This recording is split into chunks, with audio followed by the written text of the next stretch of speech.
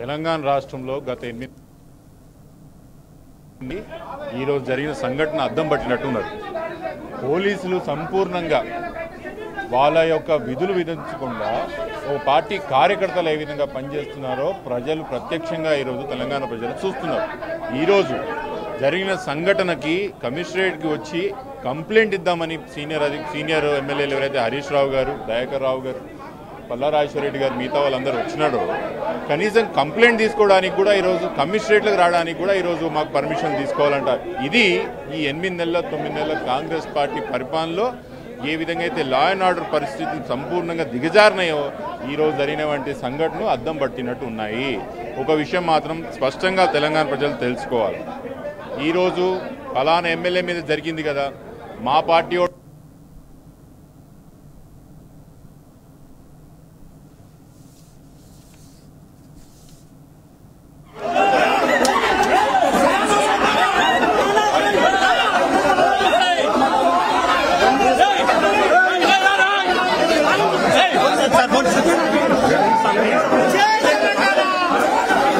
దాడులు మన గ్రామాలకు మన ఇంటికి చేరుకుంటాయనే విషయం యాద పెట్టుకోవాలా. ఇది గాంధీ గారు చేసినటువంటి దాడి కాదు, ఆయనకంత ధైర్యం లేదు, మనిషి ఆ స్వభావం గల మనిషి కూడా కాదని నేను అనుకుంటున్నా. కానీ ముమ్మాటికి రాష్ట్ర ముఖ్యమంత్రి వర్యులు దీన్ని ప్రోత్సహించిండ్రు, దీని దాడి చేయమని చెప్పిండ్రు. అందుకే ఈరోజు ఈ దాడి జరిగింది. అరెస్టులు చేయకపోతే మాత్రం గాంధీ గారినే కానీ వారి ఇంటి వచ్చిన వాళ్ళు ఎవరిని కూడా అరెస్ట్ చేయకపోతే మాత్రం ముమ్మాటికి ఇది ముఖ్యమంత్రి గారి బాధ్యత వహించాలా. ఇంకోటి కూడా చెప్తున్నా బ్రదర్, నేను వీళ్ళందరికీ కూడా మీ సాక్షిగా చెప్తున్నా, మా ఓపిక పరీక్షించకండి. తెలంగాణలో ప్రశాంతంగా ఉండాలని కోరుకుంటున్న వ్యక్తుల్లో బీఆర్ఎస్ పార్టీ కేసీఆర్ గారి నాయకత్వంలో మేము శాంతియుతంగా ప్రశాంతంగా ఉండాలని కోరుకుంటున్నాము. మా యొక్క ఓపికను పరీక్షించి తెలంగాణకి ఇంకో పుస్తకం తెరవకండి అని చెప్తున్నా. 9 నెలల కాలంలో రేవంత్ సర్కార్ పైన కొద్దిసేపు క్రితం బీఆర్ఎస్ నాయకులు మాట్లాడుతూ రాక్షసానందం పొందుతున్నాడు రేవంత్ రెడ్డి, ఎమ్మెల్యేలకు దాడి చేయించి తన ఇంట్లో కౌశిక్ రెడ్డి మామ ఉన్నాడు, బైపాస్ సర్జరీ అయింది, ఇంట్లో చిన్నపిల్లలు ఉన్నారు, ఇంట్లో ఉన్నటువంటి పని మంచి పైన కూడా దాడి చేశారు. ఒక రాక్షస పాలన కొనసాగుతోంది. దీన్ని అడ్డుకట్ట వేయడానికి ప్రజాస్వామ్యయుతంగా ముందుకు తీసుకెళ్ళడానికి బీఆర్ఎస్ పార్టీ మా నాయకులు, యువ నాయకులు, కార్యకర్తలు రెడీగా ఉన్నారని చెప్తారు.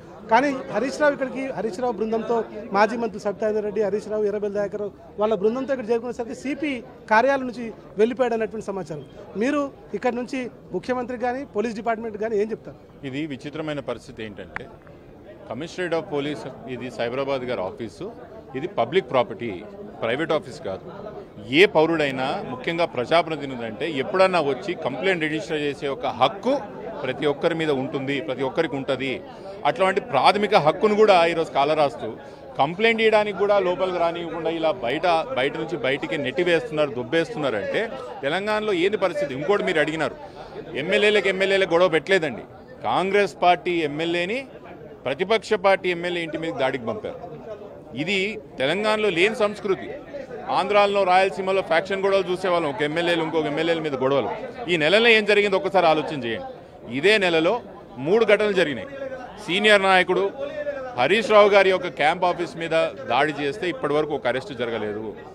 ఖమ్మంలో వరద బాధితులను చూడడానికి బీఆర్ఎస్ పార్టీ ఎమ్మెల్యేలందరూ కూడా పోతే వాళ్ళ మీద రాళ్ల దాడి చేస్తే ఇప్పటికి ఒకరిని అరెస్ట్ చేయలేదు. ఇది ఒకటే నెలలో జరిగిన 3వ ఘటన. నేను చెప్తున్నాను, పోలీస్ శాఖలో పనిచేస్తున్న మిత్రులకు నేను సూచిస్తున్నది ఏంటంటే, ఇది మీ గౌరవానికి భంగం కలుగుతుంది. తెలంగాణ రాష్ట్రంలో పోలీస్ శాఖ ఇన్ఎఫెక్టివ్గా పనిచేస్తుందని చెప్పి మీ పట్ల వేలు చూపాల్సిన ఒక పరిస్థితి వస్తుంది. దయచేసి పోలీస్ సోదరులందరికీ కూడా నేను వేడుకుంటుంది ఏమనగా, అధికారంలో ఉన్న వాళ్ళ మాట వినకుండా మీ ప్రాథమిక బాధ్యత ఏందో ఆ బాధ్యత వహించండి అని చెప్పి నేను వేడుకుంటున్నాను. కౌశిక్ రెడ్డి డిమాండ్ చేస్తున్నటువంటి ఇష్యూకి వస్తే, గాంధీని మీరు కండువా కప్పుకోలేదు, నేను దేవుని గుళ్ళో కండువా కప్పుకున్నాను చెప్తున్నాను. కానీ కౌశిక్ రెడ్డి ఒక డిమాండ్ చేస్తాను, నేను మీ ఇంటికి వస్తాను పార్టీ మెంబర్గా, మీతో సహ ఎమ్మెల్యేగా కండువా కప్పుకున్న తర్వాత ఆ తర్వాత ఇద్దరం కలిసి తెలంగాణ భవన్కి వెళ్ళిన తర్వాత కేసీఆర్ దొరికింది. దానికి మాత్రం ఎలాంటి సమాధానం గాంధీ నుంచి రాలేదు.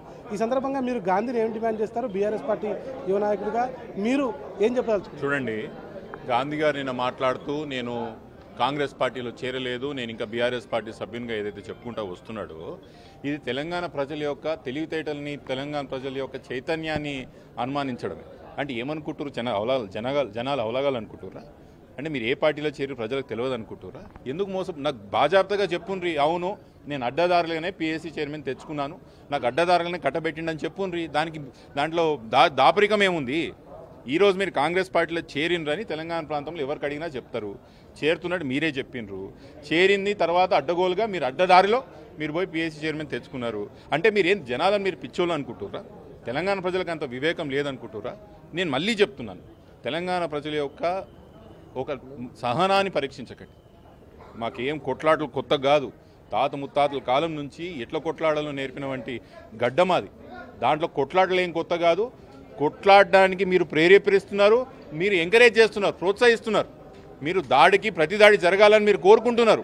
రాష్ట్ర ముఖ్యమంత్రి వర్యులు మీకే హోమ్ మినిస్టర్ ఉన్నది. ఈరోజు కమిషనరేట్ ఆఫీస్ సాక్షిగా చెప్తున్నాం మేము, మా మీద దాడులు జరుగుతున్నాయి, దీన్ని అరికట్టించే ప్రయత్నం చెయ్యుండ్రి.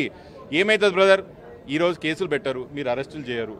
ఒకటైతే, రెండైతే, మూడోది అయింది, ఇంకొక 5-6 అయితే దాని తర్వాత ఏంది మిగిలింది దారి చెప్పు? ప్రతి దాడే కదా. తెలంగాణలో మీరు గదే జరగాలనుకుంటురా అని అడుగుతున్నా.